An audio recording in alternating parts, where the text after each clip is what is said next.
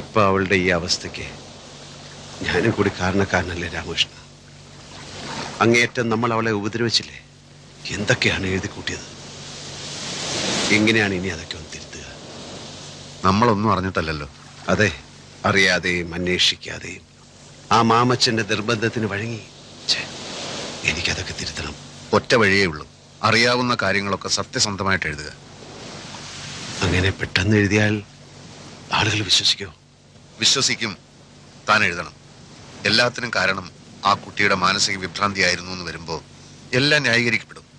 വാക്കുകളിൽ ആത്മാർത്ഥത ഉണ്ടാവുമ്പോൾ എല്ലാവർക്കും എല്ലാം ബോധ്യമാവും.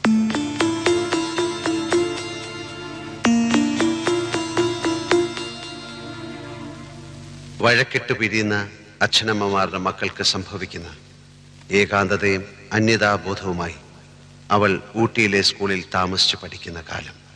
അതേ സ്കൂളിൽ അവളോടൊപ്പം +2 പഠിച്ചിരുന്ന അവളുടെ കസിൻ ജിത്തു. അവരൊരുമിച്ചാണ് വെക്കേഷന് സാധാരണ ഊട്ടിയിൽ നിന്ന് നാട്ടിലേക്കുള്ള യാത്ര. എങ്ങനെയുണ്ടായിരുന്നു എക്സാം ഒക്കെ? ഒരുവിധം കഴിച്ചുകൂട്ടിന്ന് പറയാം. ഇത് എപ്പോഴും പറയുന്നതല്ലേ, പക്ഷെ റിസൾട്ട് വരുമ്പോ ഡിസ്റ്റിങ്ഷൻ മിനിമം കാണും. അതെ പ്രിയ, നമുക്ക് ലഞ്ചൊക്കെ കഴിഞ്ഞ് 3 മണിക്കുള്ള ബസ്സിന് പുറപ്പെട്ടാ പോരെ? അതെന്തിനാ? ഒരു ഗെറ്റ് ടുഗദർ, നമ്മുടെ ടോണി മാത്യൂസിന്റെ വക. അവന്റെ ഇവിടുത്തെ വില്ലയില്ലേ, അവിടെ അവനും വർഗീസേട്ടനും ഫുഡൊക്കെ അറേഞ്ച് ചെയ്തിരിക്കുക.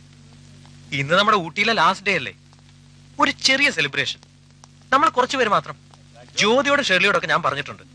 നാട്ടിലെത്തുമ്പോ ലേറ്റ് ആവും ജിത്തു. ഇല്ലെന്നേ, പ്രിയയെ വീട് വരെ എത്തിക്കേണ്ട ഉത്തരവാദിത്തം എന്റെ അല്ലേ. ആ വേർപിരിയലിന്റെ ആഘോഷത്തിനിടയ്ക്ക് കൂട്ടുകാർ തമാശയ്ക്കൊപ്പിച്ച ഒരു വികൃതിയാണ് പിന്നീടുള്ള അവളുടെ ജീവിതത്തെ തന്നെ അപ്പാടെ മാറ്റിമറിച്ചത്.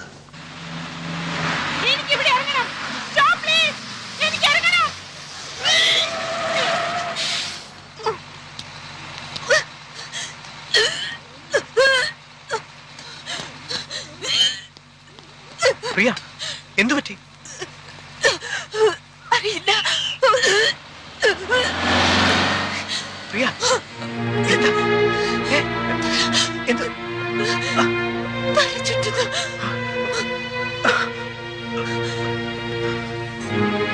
ஹலோ, இங்க அடுத்து ஹாஸ்பிடல் இருக்கா? தெரியாதப்பா. பிரியா,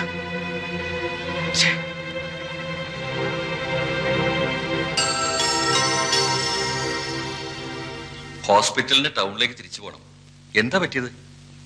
അത് ഒരു ടാക്സി കിട്ടും. വിളിച്ചു പറഞ്ഞാ വരും. എന്താ പറ്റിയ കുട്ടിക്ക്?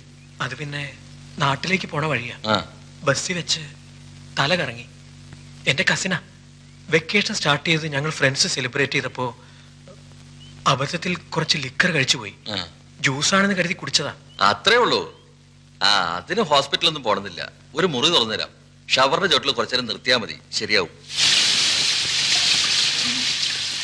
പ്രിയ, പ്രിയ,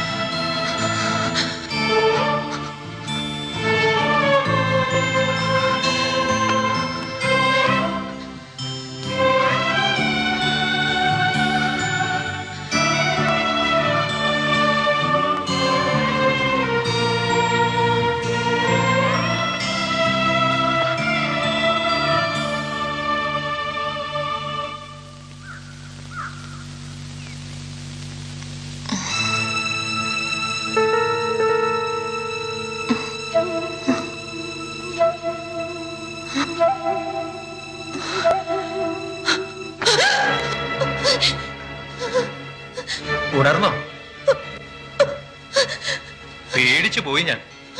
കുറച്ച് ജിന്നകത്തിയെന്നാ ഇങ്ങനെ ബോധം കെടും ഒരാള്. ഷവറിന്റെ ചോട്ടിൽ നിർത്തി തല നനച്ചിട്ടും ഒന്നും അറിഞ്ഞില്ല. സാരമില്ല, വേഗം ഡ്രസ് ചേഞ്ച് ചെയ്തിട്ട് വാ, പോവാൻ നമുക്ക്. നീ എന്നെ എന്താ ചെയ്തത്? എന്താ ചെയ്ത നീ എന്നെ? അത് കൊള്ളാം, കിടന്ന് വിറയ്ക്കുന്ന കണ്ടപ്പോ നനഞ്ഞ ഉടുപ്പൊക്കെ മാറ്റി. ഇതെവിടെയാണ്? എന്തിനാ ഇവിടെ വന്നത്? പറ. എന്താ സംഭവിച്ചത്? പറ. എന്ത് സംഭവിച്ചു? പറ. നീ എന്നെ എന്താ ചെയ്തത്? പ്രിയ, ഞാൻ വേണ്ട. വേണ്ട.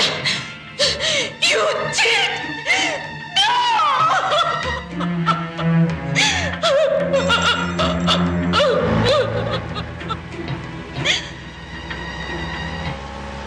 അങ്ങനെയൊന്നും സംഭവിച്ചിട്ടില്ലെന്ന് പിന്നീട് പ്രിയയെ വിശ്വസിപ്പിക്കാൻ നിങ്ങൾക്ക് കഴിഞ്ഞില്ലേ? വിശ്വസിക്കാൻ അവൾ ഒരുക്കമായിരുന്നില്ല. അവൾക്കതിന് കഴിഞ്ഞില്ല എന്ന് പറയുന്നതാവും കൂടുതൽ ശരി. എന്ന് വെച്ചാൽ അന്നേ അവരൊരു മനോരോഗിയായി. അതെ, എന്നോട് തീർത്താ തീരാത്ത പകയെ ഞാൻ മദ്രാസിലേക്ക് പഠിക്കാൻ പോയത് തന്നെ അവളെ കണ്ടുമുട്ടാവുന്ന സന്ദർഭങ്ങൾ ഒഴിവാക്കാനായിരുന്നു.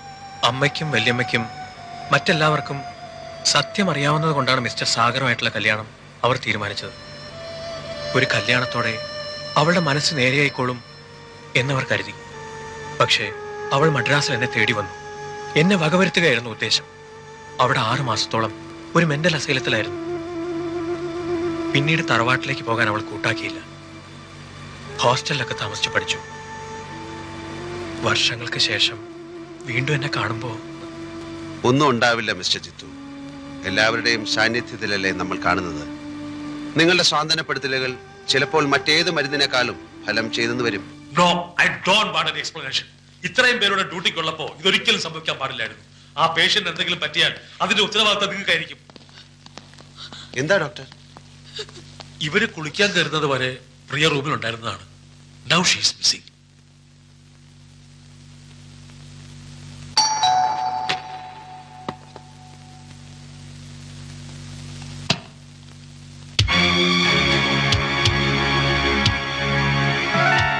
മിസ്റ്റർ ജിതേഷ് ഇല്ലേ? ഇല്ല, ആരാ? ബിടെക്കിന് ഒരുമിച്ച് പഠിച്ചതാ ഞങ്ങള്. ഒരു വീടിന്റെ പ്ലാൻ സബ്മിറ്റ് ചെയ്തതിൽ കുറച്ച് കറക്ഷൻസ് ഉണ്ടായിരുന്നു. ഓഫീസിൽ ചെന്നപ്പോ ആണ് ലീവാണെന്ന് പറഞ്ഞു. എവിടെ പോയതാ? ആരെയോ കാണാനുണ്ടെന്ന് പറഞ്ഞു പോയതാ. എനിക്ക് ഹാഫ് ഡേ ലീവേ ഉള്ളൂ. ഉച്ചയ്ക്ക് മുമ്പ് വരില്ലേ? ഒന്നും പറഞ്ഞില്ല. ഭാര്യയല്ലേ? അതെ. ഞാനിപ്പോ എന്ത് ചെയ്യും? ഇവിടെ വെയിറ്റ് ചെയ്യട്ടെ?